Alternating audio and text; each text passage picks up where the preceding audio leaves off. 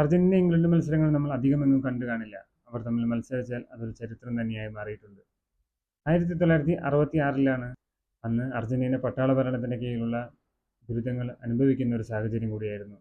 ആ സമയത്താണ് അർജന്റീന ഇംഗ്ലണ്ടിനെ നേരിടുകയും ആ മത്സരത്തിൽ അർജന്റീനയുടെ ക്യാപ്റ്റനെ ഗ്രൗണ്ടിൽ നിന്ന് റഫറി പുറത്താക്കുകയും ചെയ്തു. അന്നാണെങ്കിൽ യെല്ലോ കാർഡ്, റെഡ് കാർഡ് എന്നിങ്ങനെ ഒന്നും തുടങ്ങി വെച്ചിട്ടുണ്ടായിരുന്നില്ല ഫുട്ബോളിൽ.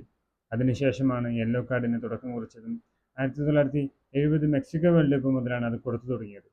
അർജന്റീനിയൻ ക്യാപ്റ്റൻ അന്റോണിയോ റാട്ടിൻ ഗ്രൗണ്ട് വിടാൻ തയ്യാറായില്ല എന്ന് മാത്രമല്ല, എലിസബത്ത് രാജ്ഞിക്കുള്ള റെഡ് കാർപ്പറ്റിൽ വന്നിരിക്കുകയും റഫറിയുടെ ലാംഗ്വേജ് തനിക്ക് മനസ്സിലാകുന്നില്ലെന്നും ട്രാൻസ്ലേറ്റർ വേണമെന്നും അവകാശപ്പെടുകയും ചെയ്തു. ആ മത്സരം ഇംഗ്ലണ്ട് 1-0 വിജയിക്കുകയും മത്സരത്തിന് ശേഷം ഇംഗ്ലണ്ടിൻ്റെ കോച്ച് ആൽ ഫ്രാൻസി അർജന്റീന ടീമിനെ വളരെ മോശമായി തന്നെ കമന്റ് ചെയ്യുകയും ചെയ്തു. ഈ ആവേശകരമായ മത്സരത്തിന്റെ തുടർച്ചയെന്നോണം 1986 പ്രശസ്തമായ വേൾഡ് കപ്പിലാണ് വീണ്ടും ഇവർ ഏറ്റുമുട്ടിയത്.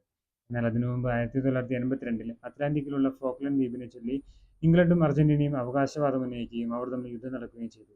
സൈനികപരമായി ഇംഗ്ലണ്ട് അന്ന് അർജന്റീനയെ പരാജയപ്പെടുത്തുകയുണ്ടായി. ആ പരാജയ ഭാരവുമായിട്ടാണ് 1986 വേൾഡ് കപ്പിൽ മറഡോണയും സംഘവും ഇറങ്ങിയത്. എന്നാൽ മത്സരത്തിന് മുമ്പ് ഇത് യുദ്ധത്തിനുള്ള ഒരു മറുപടിയാണെന്ന് മറഡോണ പറഞ്ഞില്ലെങ്കിലും മത്സരശേഷം വിവിധ ലേഖനങ്ങളിലായി അദ്ദേഹം പറയുകയുണ്ടായി, തങ്ങളെ തോൽപ്പിച്ചതിനുള്ള ഒരു മറുപടി കൂടിയാണ് ഈ വിജയമെന്ന്. ഈ മത്സരം 2-1 അർജന്റീന വിജയിക്കുക മാത്രമല്ല, മറഡോണയുടെ ഭാഗത്തുനിന്ന് 2 പ്രധാനപ്പെട്ട ഇൻസിഡന്റ് കൂടി ഉണ്ടായി. വളരെ കോൺട്രവേഴ്സ്യലായ ദൈവത്തിന്റെ കൈകൊണ്ടടിച്ച ഗോളും ഈ നൂറ്റാണ്ടിന് തന്നെ ഗോളെന്ന് വിശേഷിപ്പിക്കപ്പെടുന്ന മറഡോണയുടെ മറ്റൊരു ഗോളും പിറന്നത് ഈ മത്സരത്തിലാണ്. അതിനുശേഷം അവർ ഏറ്റുമുട്ടിയത് 1998 വേൾഡ് കപ്പിലാണ്. ഇന്നത്തെ അർജന്റീനയുടെ എല്ലാ മത്സരവും കാണാൻ വരുന്ന അത്ലറ്റിക്കോ മാഡ്രിഡ് കോച്ച് ഡിയോഗോ സിമിയോണിയും ഇംഗ്ലണ്ടിന്റെ പ്രധാന പ്ലേയേഴ്സിൽ ഒരാളായ ഡേവിഡ് ബെക്കാം തമ്മിൽ ഒരു കോൺട്രവേഴ്സി ആ മത്സരത്തിലുണ്ടായി. സിമിയോണി ബെക്കാമിനെ ഫൗൾ ചെയ്യുകയും നിലത്ത് വീണ് കിടന്ന ബെക്കാം കാലുകൊണ്ട് തന്നെ സിമിയോണിയെ സ്ട്രൈക്ക് ചെയ്യുകയും ചെയ്തു. അതേ തുടർന്ന് ഡേവിഡ് ബെക്കാമിന് റെഡ് കാർഡും സിമിയോണിക്ക് യെല്ലോ കാർഡും നൽകുകയുണ്ടായി. 10 പേരായി കളിച്ച ഇംഗ്ലണ്ട് ആ മത്സരത്തിൽ തോൽക്കുകയും 2-2 സമനിലയ്ക്ക് ശേഷം പെനാൽറ്റി ഷൂട്ടൗട്ടിലാണ് അവർ തോൽവി അറിഞ്ഞത്. എന്നാലും ഡേവിഡ് ബെക്കാമിനെ പിന്നീട് ഇംഗ്ലീഷ് മീഡിയ വളരെയധികം വിമർശനങ്ങൾക്ക് വിധേയമാക്കി. പക്ഷേ അതേ തുടർന്ന് ഡേവിഡ് ബെക്കാം മാഞ്ചസ്റ്റർ യുണൈറ്റഡിൽ ജോയിൻ ചെയ്തതിന് ശേഷം അവിടുത്തെ ഹോം ഫാൻസിൻ്റെ സപ്പോർട്ട് കൂടി തന്നെ ആ നഷ്ടപ്പെട്ടുപോയ പേര് അദ്ദേഹം വീണ്ടെടുക്കുകയും ചെയ്തു.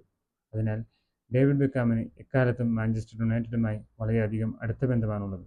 ഈ മത്സരത്തിൻ്റെ ഒരു പകരം വീട്ടലെന്നോണമാണ് 2002 അടുത്ത മത്സരത്തിൽ അവർ ഏറ്റുമുട്ടിയത്. അതും ഡേവിഡ് ബെക്കാമിൻ്റെ ഒരൊറ്റ ഗോളിൽ അന്ന് ഇംഗ്ലണ്ട് അർജന്റീനയെ പരാജയപ്പെടുത്തുകയുണ്ടായി.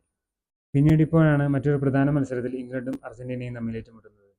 നിലവിലുള്ള ഇംഗ്ലണ്ടിൻ്റെ ഫോമും ഏതൊരു പ്രതിസന്ധി ഘട്ടത്തിലും തിരിച്ചു വരാനുള്ള ഒരു അർജന്റീനയുടെ സ്ട്രെങ്തും തമ്മിൽ ഏറ്റുമുട്ടുമ്പോൾ ഈ മത്സരം തികച്ചും വാശിയേറിയ ഒരു പോരാട്ടമായിരിക്കുമെന്ന് നമുക്ക് പ്രതീക്ഷിക്കാം.